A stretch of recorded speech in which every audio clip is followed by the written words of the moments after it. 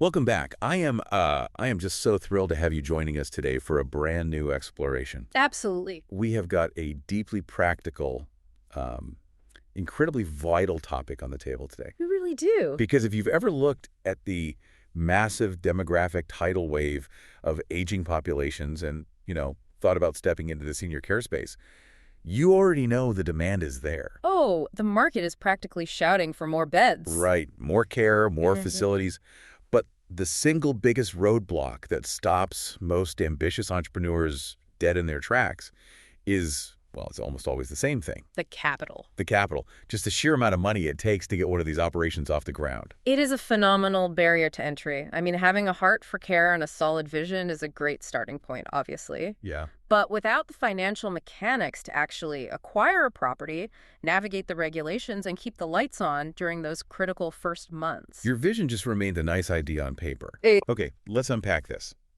Because today, the core mission of our deep dive is demystifying those exact financial hurdles of starting an assisted living facility or, an ALF. And to do that, we are looking at a brilliant guide penned by an absolute listener favorite. Yes, someone who has actually been featured on previous deep dives, Robert Flowers. He always brings such incredible insights. He really does. Yeah. And it's worth noting right at the top that today's deep dive is brought to us by his organization, Flowers and Associates Property Rentals. Right. And they specialize in special needs housing for adults. It is always incredibly valuable to dig into his material. Robert doesn't just theorize, Right. He brings a very grounded, battle-tested perspective to an industry that can otherwise feel completely opaque to outsiders. Totally. For those of you who might be new to his work, Robert is an award-winning real estate investor with over 15 years of hard-earned experience. He's the real deal. He is the founder of an A-plus BBB accredited firm that's been featured in Who's Who, and he is the author of several highly acclaimed books.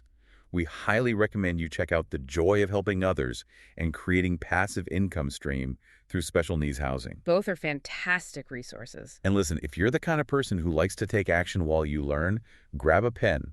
You can reach out to his team directly at 901-621-3544. I highly suggest doing that. I'll give that to you one more time at the end of our conversation, but again, that is 901-621-3544.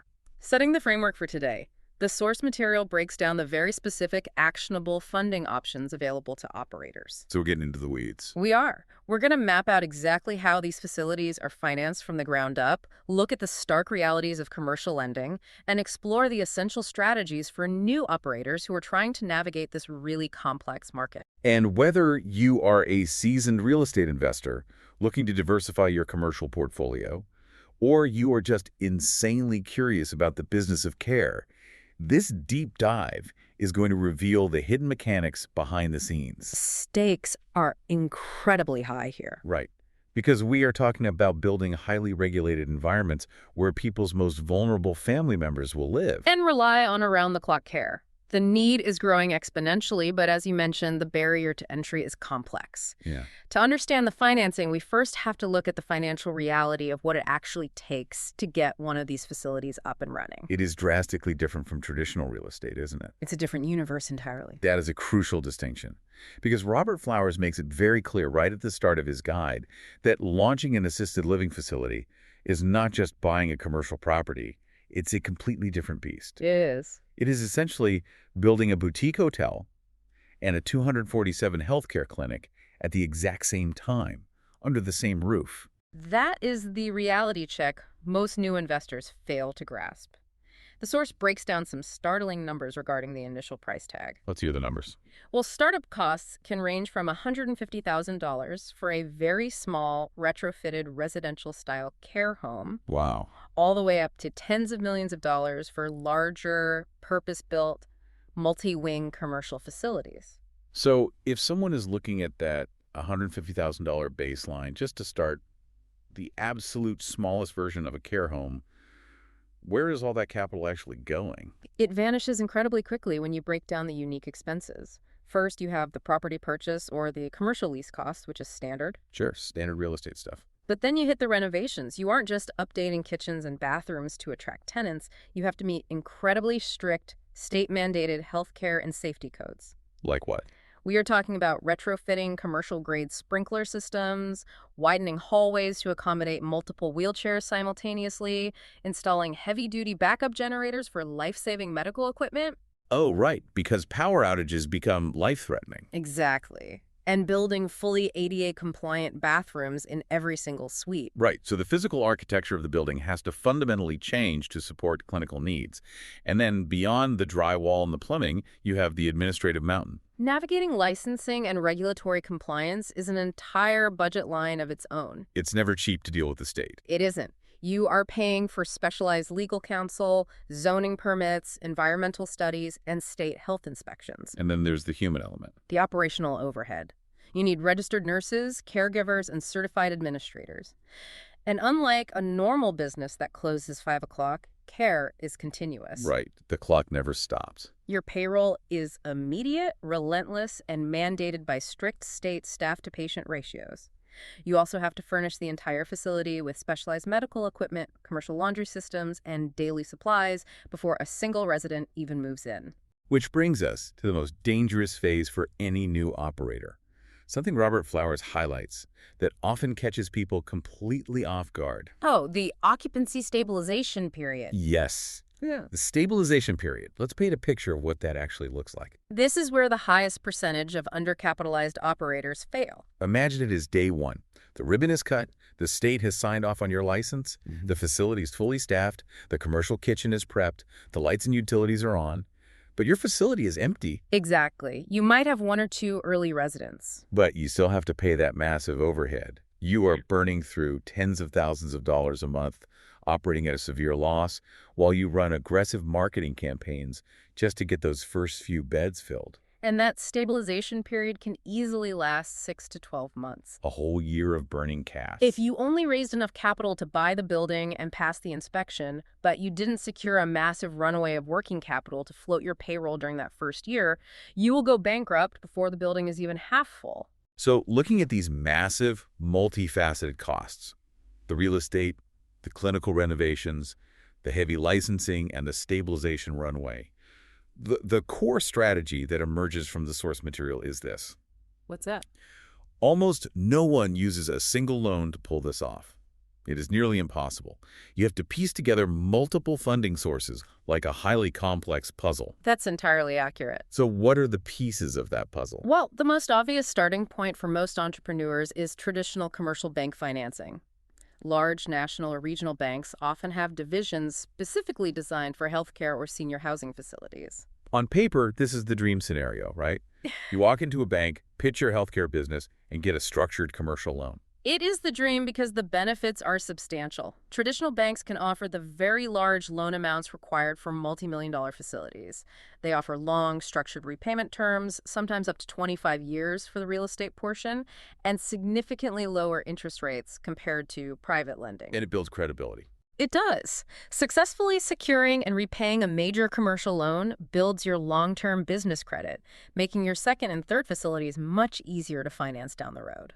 But I'm assuming there is a massive reality check when you actually sit down with the underwriter. A very harsh reality check. Here is the reality with traditional banks. They don't just look at this as financing a commercial building.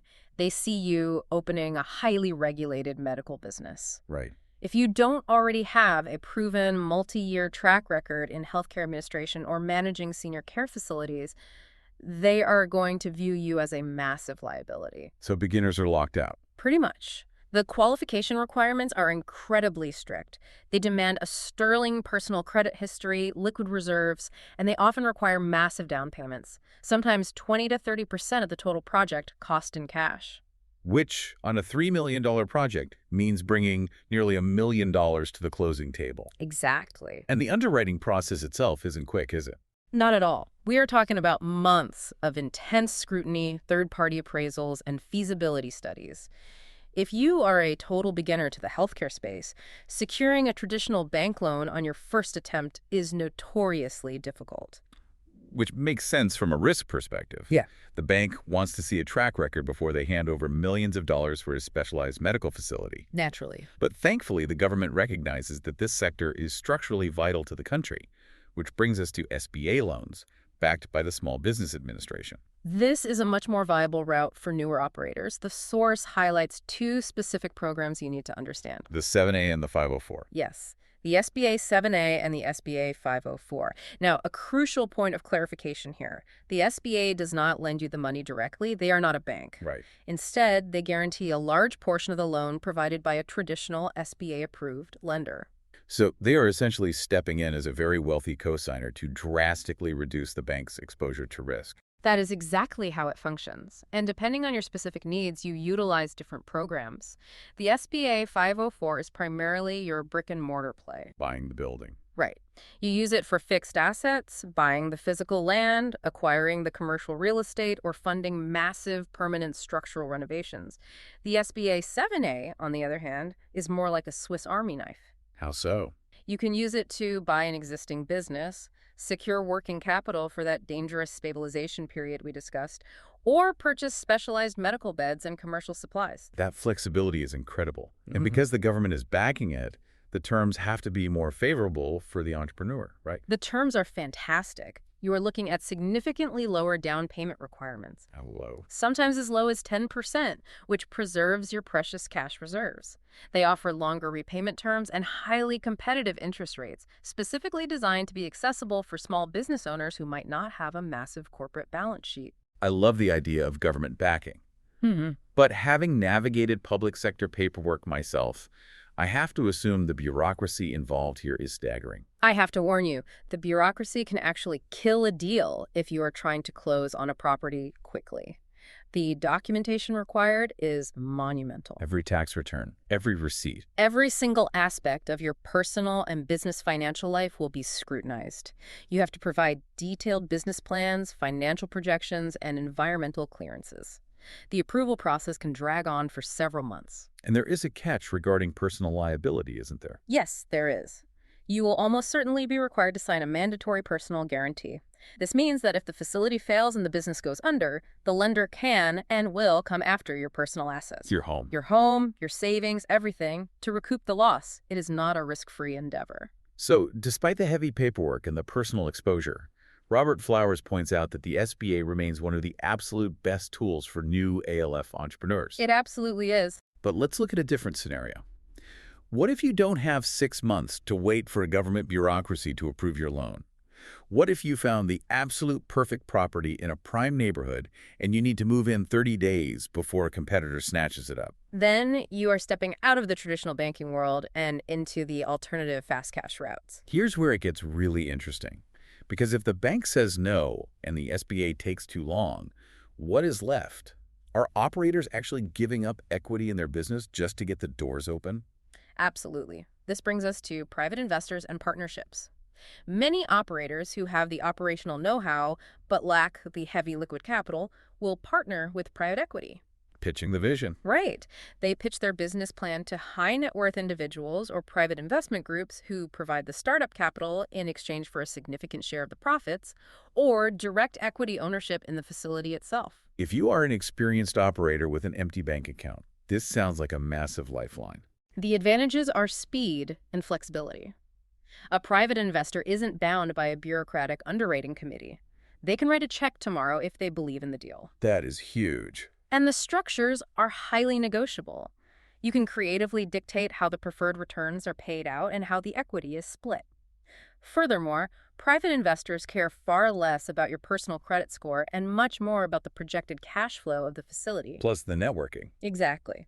A truly strategic investor will bring valuable business mentorship and industry connections to the table.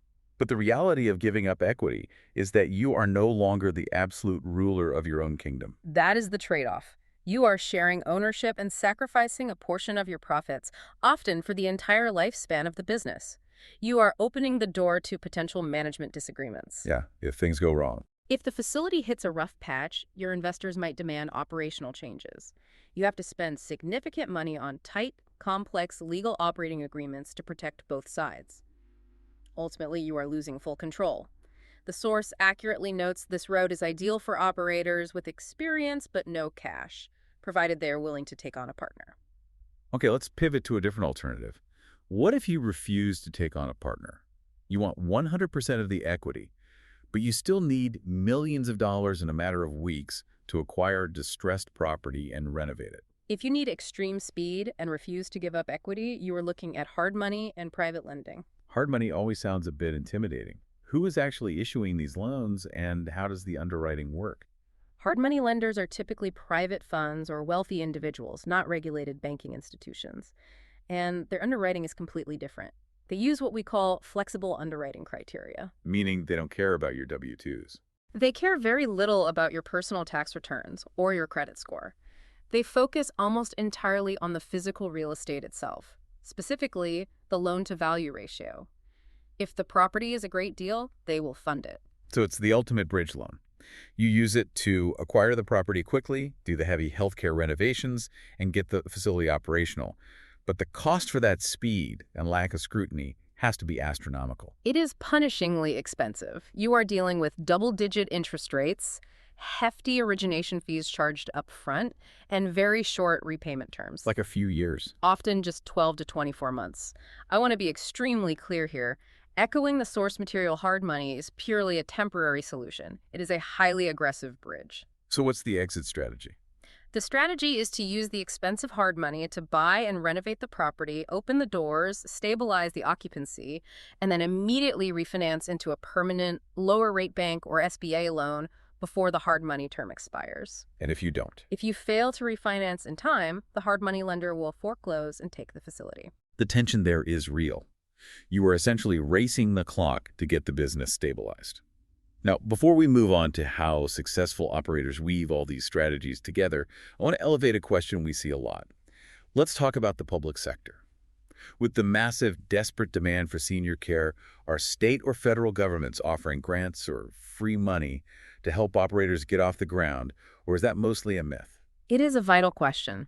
Public sector funding does exist, but it operates under very specific conditions. State and federal grants are occasionally available, particularly for facilities that commit to serving low-income seniors, veterans, or specialized populations. But I imagine you aren't going to fund a $3 million facility entirely on a government grant. You almost certainly won't. The reality of grants is that the application process is fiercely competitive and can take well over a year. The funding pools are generally small, and the money comes with incredibly strict regulatory strings attached regarding exactly how every dollar is spent. They are best used as supplemental funding. So you bolt it onto a larger loan? Right. However, there is another public sector angle the source touches on: Medicaid waivers. So how does a Medicaid waiver change the business model compared to a facility that only accepts private pay luxury clients? It changes everything. Instead of wealthy residents paying $8,000 a month out of pocket, a Medicaid waiver program means the state government subsidizes the cost of care for low-income residents. That sounds like guaranteed income. It is, but the trade-off is that the state dictates the reimbursement rate, which is often significantly lower than the private market rate. It is a lower margin business model, but because there is an endless wait list of low-income seniors needing care, your facility will almost never struggle with vacancy. That's a fascinating strategic choice for an operator. Chase high-margin luxury clients and spend heavily on marketing, or accept Medicaid waivers for lower margins but guaranteed volume. Exactly. And this brings us to how these funding mechanisms are actually applied in the real world. So what does this all mean when an entrepreneur actually sits down to build their master plan? Because we have all these buckets: traditional banks, the SBA, private equity, hard money, and public sector grants. What's fascinating here is that successful operators don't just pick one item off the menu. They build a financial Frankenstein. A financial Frankenstein, I like that. They combine forces, they stack the capital strategically. Walk us through a hypothetical scenario of what that actually looks like in practice. Imagine an operator securing a prime commercial property. They might use a short-term, aggressive, hard money loan to quickly buy the building and fund the heavy ADA and clinical renovations in just 3 months. Because they needed speed to beat the competition. Right. Once the physical building is ready, they refinance that hard money into a long-term, low-interest SBA 504 loan. Okay, that secures the real estate. But they still need cash to survive the empty bed stabilization period. So they syndicate a portion of the business to a private equity investor for working capital. And finally, once they are fully operational, they apply for a small state grant to fund a specialized memory care sensory garden. They use the exact right financial tool for each specific phase of the business lifecycle. Hmm, That is brilliant. it takes planning. Right, because to get any of these lenders, whether it's the SBA, a private equity firm, or a hard money lender to take you seriously, Robert Flowers emphasizes that you need a bulletproof business plan. You can't just walk in with a big heart and a good idea. The source outlines the absolute non-negotiables for your pitch. You have to prove you understand the business of care, not just the real estate. What are they looking for specifically? You must clearly outline your target residents. Are you building a high-end luxury resort for private pay seniors or a high-volume facility relying on Medicaid waivers? You need to fully map out your state's licensing timeline and prove you have the capital to survive it. The stabilization runway. Yes. You must present a detailed clinical staffing plan that adheres to state ratios, realistic revenue projections, and hard demographic data proving local market demand in your specific zip code. The level of operational complexity is staggering. You're managing real estate, high-stakes finance, and intense clinical healthcare all at once. There's a lot of hats to wear. It is. And honestly, this brings us to a massive light bulb moment in the source material. We've spent this entire deep dive looking at how incredibly expensive, heavily regulated, and clinically demanding it is to open a traditional assisted living facility. It is a monumental lift. And Robert Flowers points out a crucial insight here. Because the healthcare licensing, the 204(7) medical liability, and the relentless nursing staff complexities of a traditional ALF can easily overwhelm even an experienced entrepreneur, many smart real estate investors explore an alternative pivot. And this ties beautifully back to the top of our conversation. This exact friction, the massive medical overhead and the clinical liability, is exactly why Robert Flowers helps landlords and investors pivot away from traditional ALFs and towards providing special needs housing for adults. It is a brilliant, highly effective shift in strategy. In the alternative housing model, investors acquire and modify the real estate, but they partner with specialized nonprofits or government agencies who actually handle the clinical care and the staffing. So the investor is simply acting as a highly specialized landlord rather than a healthcare administrator. Precisely. By separating the real estate from the clinical operations, you can achieve stable passive income while entirely bypassing the heavy medical overhead, the paralyzing licensing nightmares, and the 247 staffing crises of a traditional clinical assisted living facility. You are still providing a deeply necessary life-changing community service for vulnerable adults, but you are drastically lowering your operational barrier to entry. It's a much more sustainable entry point for many. It is such an elegant way to approach the market. You get the profound fulfillment of making a real, tangible impact in your community without having to become a full-blown medical director overnight. If we connect this to the bigger picture, the main takeaway for you as a listener today is this. Understanding your capital options is the absolute first step to building a sustainable, impactful housing business for the aging population. The foundation of it all. Right. Whether you choose to navigate the complex, highly regulated waters of a fully licensed assisted living facility, or you decide to pivot into a more streamlined alternative model like special needs housing, you have to know what financial levers to pull before you ever make an offer on a property. It is all interconnected. The real estate, the finance, and the care. If this deep dive sparked your interest, and given the demographic shifts we are seeing, I know for a lot of you it did, you should absolutely dive into Robert Flowers' books. Essential read 'em for this space. Again, those are The Joy of Helping Others and Creating Passive Income Stream Through Special Needs Housing. Both are phenomenally practical resources. And if you want to talk to experts who actually execute these strategies day in and day out, reach out to Flowers & Associates Property Rentals at 901-621-3544. Once again, that number is 901-621-3544.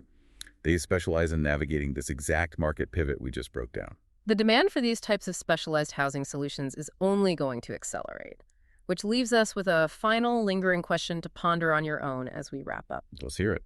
As the global population ages at an unprecedented rate, how might the physical architecture of our everyday neighborhoods need to radically change over the next 20 years to accommodate these financial and care-based realities, and what entirely new real estate models haven't even been invented yet? Wow, that is a massive structural question to chew on, and exactly why we love doing these deep dives. Thank you so much for joining us today and exploring this complex, challenging, but incredibly rewarding landscape. Keep asking the hard questions, keep looking for those new operational models, and we will catch you on the next one.